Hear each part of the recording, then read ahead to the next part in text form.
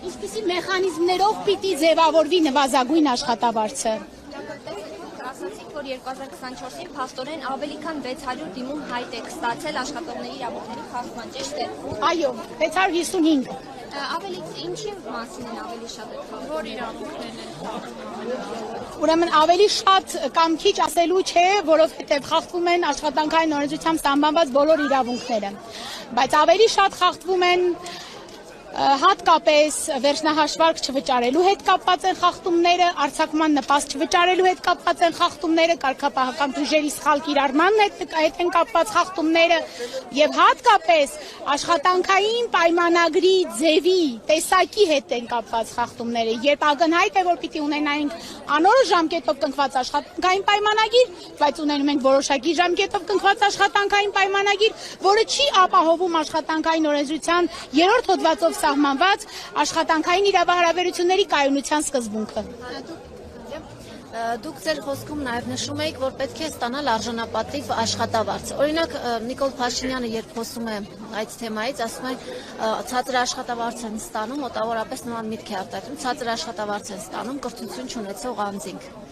Դուք ինչ կասեք այս մասին։ Նախ ասեմ, որ ցածր կամ բարձր աշխատավարձ ասվածը բոլորովին էլ համեմատելու չէ, ինչու, որովհետև մենք պետք է նայենք ոչ թե աշխատավարձը բարձր է թե ցածր, մենք պետք է նայենք թե արդյոք այդ աշխատավարձը գնաճին համապատասխանում է թե ոչ։ Դա է պատճառը, որ Հայաստանի Արհեստների կոնֆեդերացիան խոսում է նվազագույն աշխատավարձի սահմանման մեխանիզմների համար։ Այսինքն, ում համար պիտի սահմանված լինի նվազագույն աշխատավարձը։ Քանի որ աշխատանքի միջազգային կազմակերպության կոնվենցիան նվազագույն աշխատավարձի սահմանման մասին հստակ սահմանում է, որ նվազագույն աշխատավարձը սահմանվում է այն աշխատողների համար, որոնց աշխատանքը կատարելու համար որոշակի մասնագիտական հմտություններ, բարձրագույն կրթություն անհրաժեշտ չէ։ Սրա մասին է խոսքը, բայց այսօր ունեցած նվազագույն աշխատավարձը բոլորս հասկանում ենք, որ բավարար չէ եւ համապատասխան չէ այսօրվա գնաճին, այսինքն այն ինֆլյացիային, որը մենք այսօր ունենք։ Այդ է պատճառը, որ Հայաստանի Արհեստների կոնֆեդերացիան մշտապես կոչ է անում, պահանջում է, որպեսզի նվազագույն աշխատավարձը սահմանելիս ունենանք հստակ մեխանիզմներ, ում համար պիտի սահմանված լինի այդ նվազագույն, այսպես ձեր խոսքով ասած ցածր աշխատավարձը, այսինքն ում համար, այն մարդիկ, ովքեր այսօր Հայաստանի Հանրապետության պարագայում, քանի որ սահմանված մեխանիզմներ չկան նվազագույն աշխատավարձի ձևավորման, նվազագույն աշխատավարձ կարող է ստանալ թե բժիշկը, թե մաքրուհին, թե պրոֆեսորը, թե ուսուցիչը եւ թե մատուցողը, քանի որ մենք չունենք տարանջատում, ում համար պետք է լինի նվազագույն աշխատավարձը, այսինքն թեպետ մենք վավերացրել ենք աշխատանքի միջազգային կազմակերպության նվազագույն աշխատավարձի սահմանման մասին կոնվենցիան, բայց մեր օրենսդրության մեջ դա չենք իմպլեմենտացրել։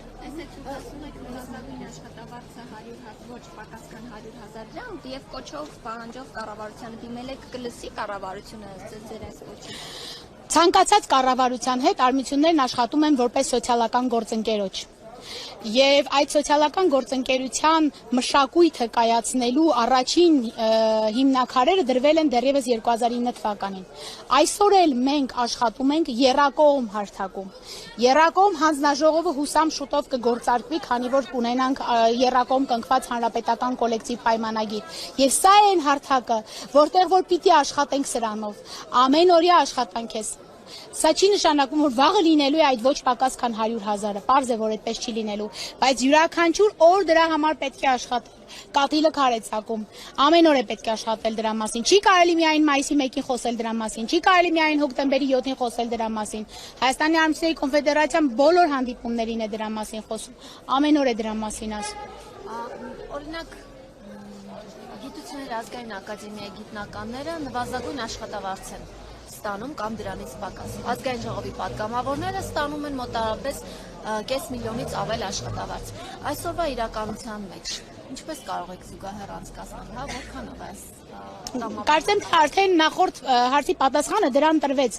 որովհետև քանի դեռ մենք չունենք նվազագույն աշխատավարձի սահմանման մեխանիզմ, քանի դեռ մենք չունենք թե ում համար պիտի լինի այդ նվազագույն կամ ձեր ասած ցածր աշխատավարձը, մենք ունենալու ենք այս իրավիճակը, որովհետև գործատուի կամ արտահայտությունից է կախված, թե ինքը ինչքան աշխատավարձ կվճարի աշխատողին։ Բոլոր այն դեպքերում ներողություն։ Որպեսզի ավելի շատ աշխատավարձ տա падգամավորների Որ օրենքը փոխեց։ Աշխատավարձներ սահմանվեցին падգամավորների համար։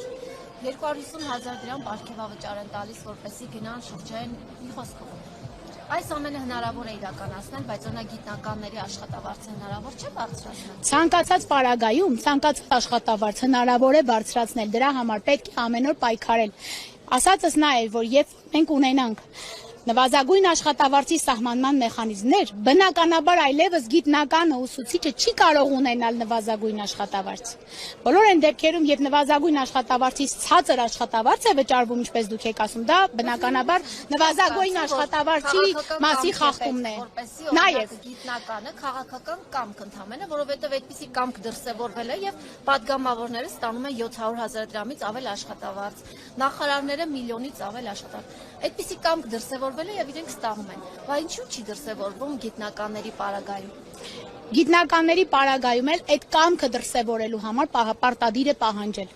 Բոլոր այն դեպքերում, երբ մենք համակերպվում ենք մեր ունեցած իրադրության հետ, մենք ունենում ենք այն, ինչ որ ունենք։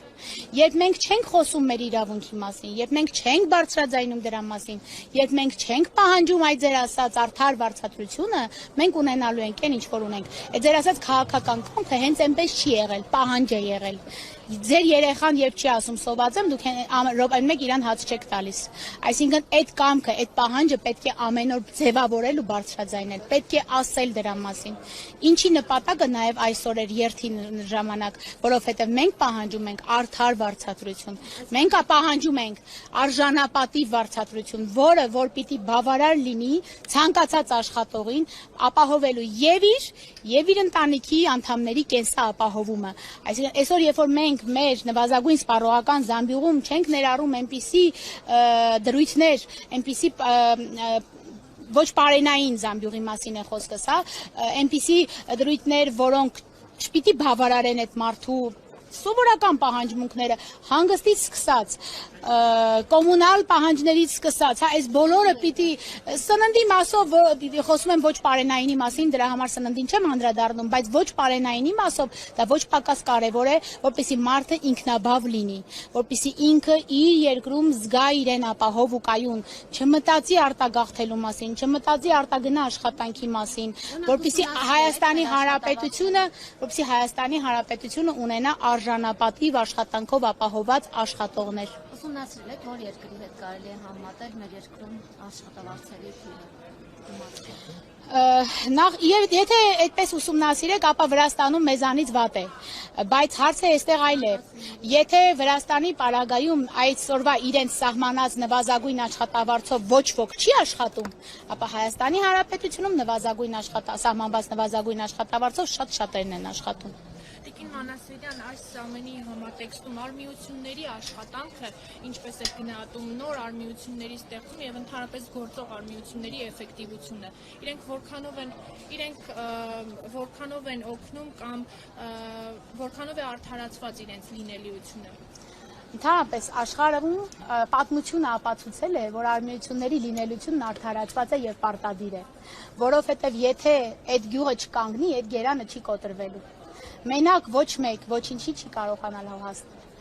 Արմիությունն այն կառույցն է, որի միջոցով կարողանում ենք խոսել դրա մասին։ Մենակ գուցե մենք վախենում ենք, գուցե չենք ուզում մեր անունը, ինչպես ասում են, դուրս գա խոսելու համար, բայց երբ կա կառույց, որի շուրջ մենք համախմբվել ենք, որի միջոցով ենք դա բարձրաձայնում, շատ ավելի արդյունավետ է աշխատում ամբողջ աշխարհում։ Ես բոլորին միշտ մշտապես հորդորում եմ սկզբնական կազմակերպություններում հատկապես, որովհետև աշխատող մարդը առաջին հերթին հանդիպում է սկզբնական կառույցի արմիության նախագահին կամ արմիության անդամներին։ Հենց այնտեղ է պետք առողջ արմիություն ունենալ, հենց այնտեղ է պետք մտածել այս բոլորի մասին, որպեսզի հետագայում նաև եթե գա հասնի Հայաստանի Հանրապետությունի կոնֆեդերացիայի մասով, կոնֆեդերացիան կարողանա պետությանը եւ գործատուների միություններին ներկայացնել բոլորի պահանջը։ Սա է կարևոր, որպեսզի յուրաքանչյուր արմիության անդամ լինի գիտակցված արմիության անդամ։ Ինչի համար մենք ամեն օր աշխատում ենք մեր տրեյնինգների միջոցով, ուսումնական կենտրոնը գրեթե բոլոր շաբաթ-կիրակիները, այդ թվում վաղ այս շաբաթ եւ կիրակի կազմակերպում է սեմինարներ, կազմակերպում է տրեյնինգներ, որպեսզի մենք ունենանք առողջ արմիություններ։ Այդ ժառանգությունը խորհրդային միությունից մնացած, որ արմիությունները պիտի օգնություն տան, պիտի նվեր տան, պիտի թաղման պսակ առնեն, խնդրում եմ մոռացեք սրա մասին, արմիությունները դրա համար ստեղծված չեն, արմիությունները ստեղծվել են ներկայացնելու, պաշտպանելու եւ առաջ մղելու աշխատողների աշխատանքային եւ դրա հետ կապված օրինական բոլոր